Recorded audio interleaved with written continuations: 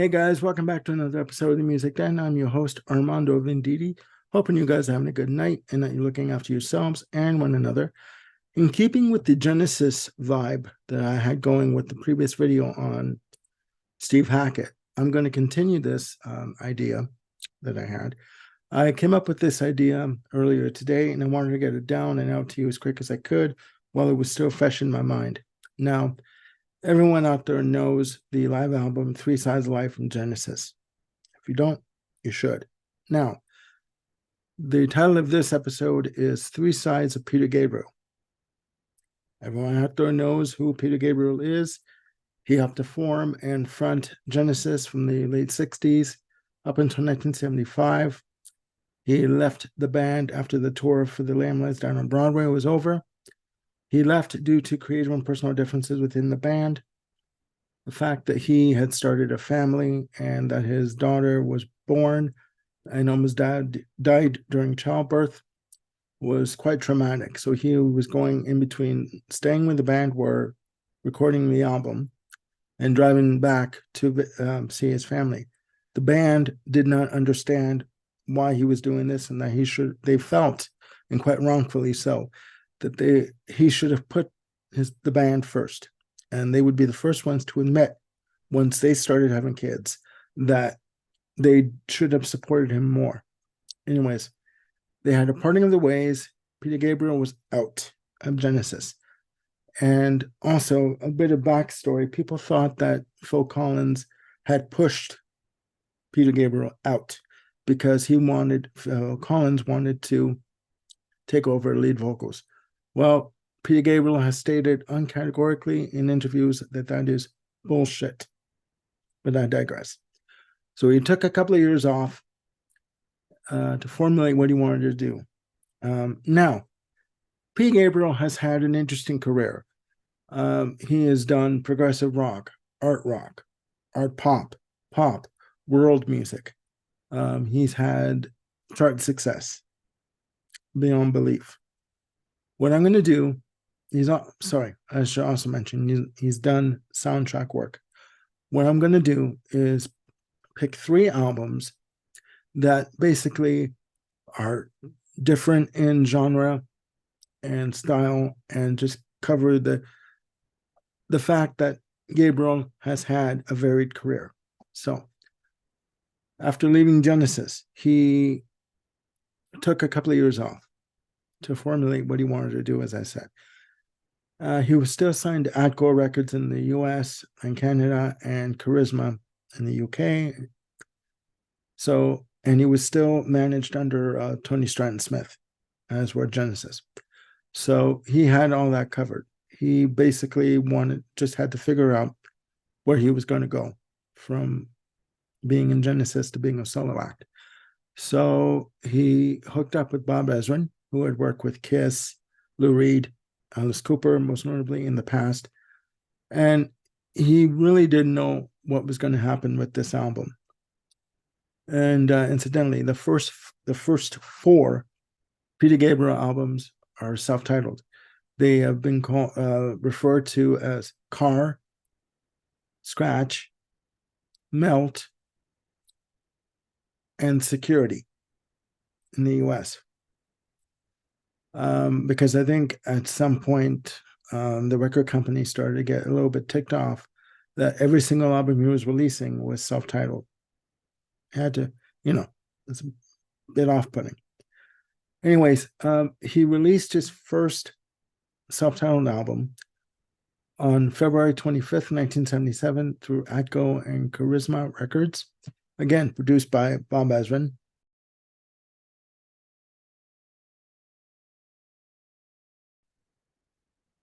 It reached number 30 in the Canadian charts, number 38 in the US charts, and number 7 in the UK charts. So right off the bat, he was, doing quite good, quite decent. The album is a mixture of art rock, progressive rock, and pop. What I love about this album is it is eclectic. Every song is like a chapter in a book, and it's different. It's like also like a mini movie, I guess is a better analogy. The two singles that were released from the Car album were Salisbury Hill, my personal favorite. I've always loved that song, and I will always love that song. Second, and that single, I should say, sorry, reached number 68 in the US charts and reached top 20 in the UK. The second single that was released from it follows it on the album in terms of sequence. It's called Modern Love, and failed the chart. What I love about this album is the fact that, again, he goes through different styles. I mean, every song is different. The arrangements are different. Moribond, the Burgermeister, starts off the album. Very atmospheric, moody, I guess you could say progressive.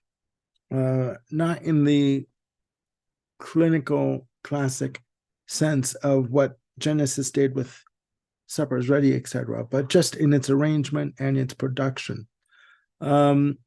Salisbury Hill was, for me, a fantastic piece of art. And it has kind of a folky pop sensibility about it, with the guitars, the acoustic guitars on it.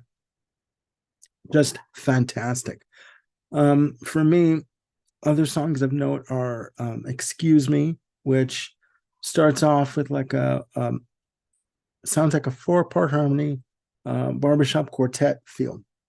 And it also has a very sort of 1920s kind of a vibe to it. Every song, again, is different. You also have songs like Humdrum, Waiting for the Big One, Slow Burn, which is probably one of the more rocking tracks. Modern Love is more of a straightforward rock track. It's just amazing. Okay. So right out of the gate, he had a hit on his hands. He had released 3 other albums up until 1982.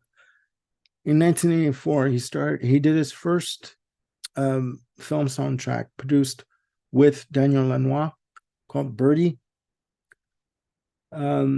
which was successful. 2 years later, he came out with So.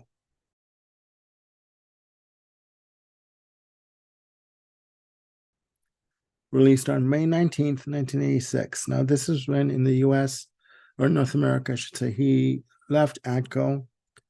In the interim, he was signed to Mercury in the US for the third Peter Gabriel Melt album.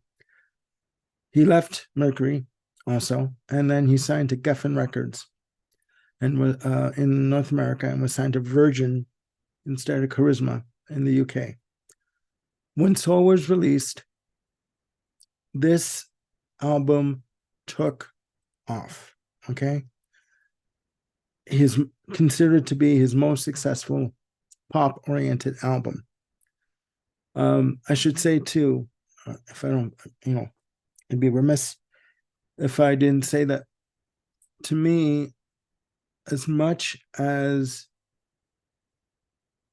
David Bowie was considered the chameleon of rock, I would also put that label on Peter Gabriel in terms of his musical identity. He was not one to rest on his laurels, and he's never been one to rest on his laurels. Every album was an adventure. Every track was an adventure. So, as I said, for him, was considered to be his commercial peak. It reached 5 times platinum in the US, 3 times platinum in the UK. It was number 1 in Canada, number 2 in the US, and number 1 in the UK. On this album, there is a strong pop sensibility on the tracks. He has musicians with him. Daniel Lanois also produced this album, as he did Birdie. And he has musicians such as Stuart Copeland on drums for Big Time, Kate Bush on the duet for Don't Give Up, Just amazing, amazing album. There were 5 singles released from this album. Then the singles were Sledgehammer, Big Time, Don't Give Up, In Your Eyes, and Red Rain. Now, In Your Eyes was also featured on the soundtrack, I believe, for Say Anything with John Cusack. The videos for Big Time and for Sledgehammer, and to a small extent, Don't Give Up, were featured on Canadian music video stations 24/7. It got to the point where every hour on the hour, it seemed, they played these 3 videos. It got to the point where Peter Gabriel, literally had them pulled from heavy rotation, which is the story I heard, that he realized the videos were being overplayed and he put a stop to it. In terms of his popularity, this was his zenith. Okay, this was where he could do no wrong commercially. And the videos were very inventive, innovative, using stop motion animation. Just amazing, amazing. You could not get bigger than Peter Gabriel in 1986. I think the closest one would be Genesis with Invisible Touch. And I think you all know about my view on Invisible Touch. It's a good album, but I think that releasing 6 tracks as singles out of 8 was a bit much. I'm sorry. That's my opinion. I should also state that the track, That Voice Again, which ends up side 1 of So, was written after Peter Gabriel had initial talks with Martin Scorsese about doing the music for The Last Temptation of Christ. Fantastic album. Fantastic album. This album has been reissued in various formats. I do believe the latest one that I've seen is a 4 CD reissue of So. And if you can get your hands on it, go for it. It is amazing. Amazing. What I love about So is that, yes, it does have a definite pop sensibility about it. No doubt about it. But Gabriel, was able to keep and maintain the integrity of what he wanted to do musically and stretch out and go off in different directions musically. You may hear drums, but again, on some tracks like Don't Give Up, the drums are used more as atmospheric enhancements. You know what I mean? Like, just amazing. And again, the video for Don't Give Up, I mean, the two of him and Kate Bush spinning around, holding each other. Iconic for me, anyways. Moving along, Gabriel started work on the soundtrack for The Last Temptation of Christ, and he released the album featuring music from The Last Temptation of Christ called Passion.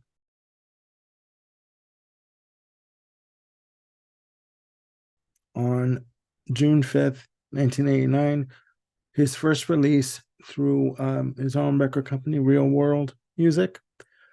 This album, compared to So, is way off the grid in terms of arrangements, in terms of production, in terms of musicians used on this album. The research I've done on this album, musically, it's described as world beat, new age, and world music.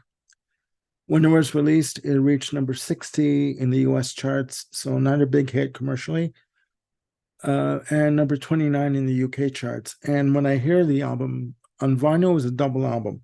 It clocks in at a whopping 67 minutes. When I hear the album, in terms of it being a hit, I don't think Peter Gabriel is one to look for the hits. I do believe he's very much like David Bowie in that respect, that when David Bowie wanted to do an album like Let's Dance, and he did that, he figured, okay, I've done that, let's move on to something else. Always changing, always evolving, doing something different. Now, Passion,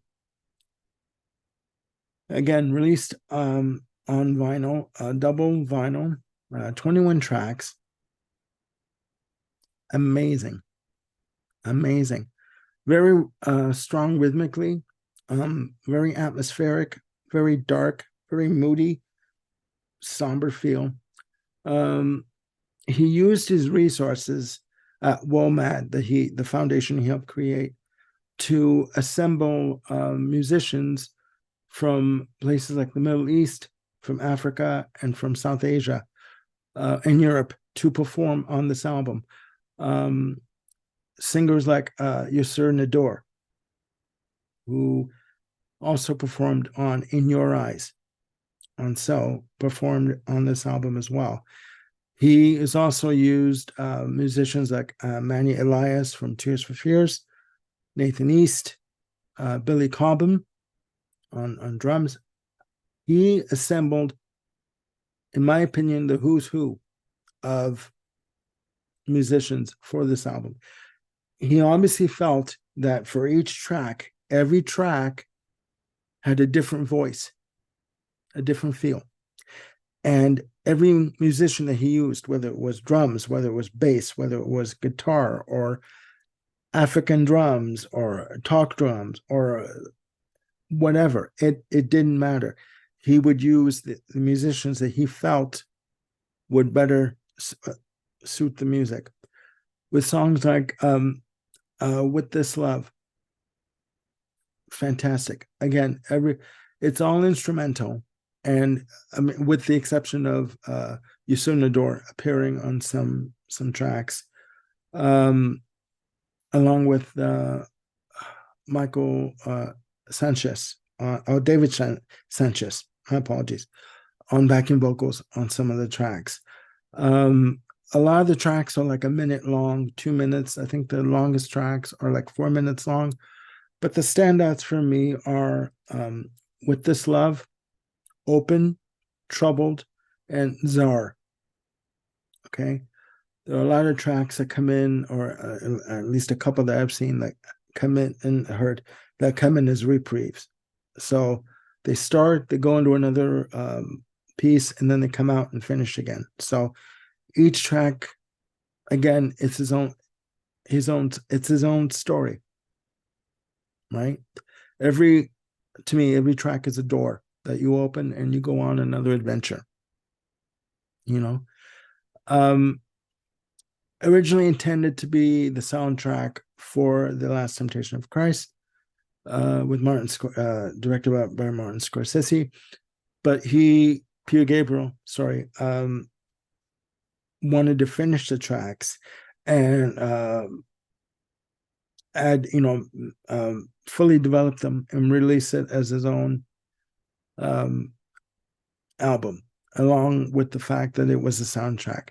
And every album that I've talked about in this segment is considered a Peter Gabriel catalog owned piece, and they've been remastered as far back as 2002. I've seen copies of Passion for as low as $9.99. So, and all these albums are available on Amazon, on Discogs, on eBay. So, again, for me, Peter Gabriel, with regards to his music, has always been an artist that, again, like Bowie and like so many other artists, has always done whatever the hell he's wanted to do. And for artists like that, I mean, how can you criticize them for doing whatever they wanted to do? There are artists that, okay, they want to experience some chart success and some popularity, and that's fine. Once they do, they like to sort of pull away and go into another territory and go off and do whatever, do something different. Hopefully, the audience will go with them. If not, there's always a new audience that will discover whatever the artists are going to do. So that's it for now, guys. Please let me know in the comments down there what you think of Peter Gabriel. What do you think of his music? Do you like Peter Gabriel? Do you not like Peter Gabriel? Do you think he should have stayed with Genesis? You know, please let me know your opinions on these albums, or let me know your favorite Peter Gabriel albums. There are no right or wrong answers. Again, I just wanted to feature 3 different sides of what Peter Gabriel's work is about. So please, again, put your comments down below, and click like and hit subscribe and hit the notification bell for any new content that I've got coming up. Tomorrow night is the big night. We are doing the ever elusive Pink Floyd album ranking with Bill Schuster, Andrew Cox, Brian McFadden, and the one and only Peter Kent from the Lizard King channel. So please join in for that. Or when you watch the video, please get some food, get a drink, get a pillow and blanket, and enjoy it, because it's going to be a long one. We're going to be ranking all 15 Pink Floyd albums. Yes, including The Endless River. It is a Pink Floyd album. I know not many of you think that way, but it is an official release. So we're going to be, again, ranking all 15 albums. I will be doing another video with Ryan Gavalier on Misguided or Misunderstood, Genesis, Abacab. You know, again, that album is a bit polarizing for some fans. Some people like it. Some people don't like it. You know, so he and I are going to discuss the pros and cons, whether or not it was a misguided attempt by the band or whether it was misunderstood by the staunch fans and music critics who basically were disappointed in what they did. Anyways, and also I should mention on Saturday, October the 7th, we will Peter Kent and I will be ranking our favorite Cars albums. So that they have 7 albums in the catalog, so we're going to be ranking all 7 albums. So that's going to be taping on October the 7th. So please stay tuned for that, and I will be back with another video very soon. Please look after yourselves tonight and one another, and I will see you very soon. Bye for now.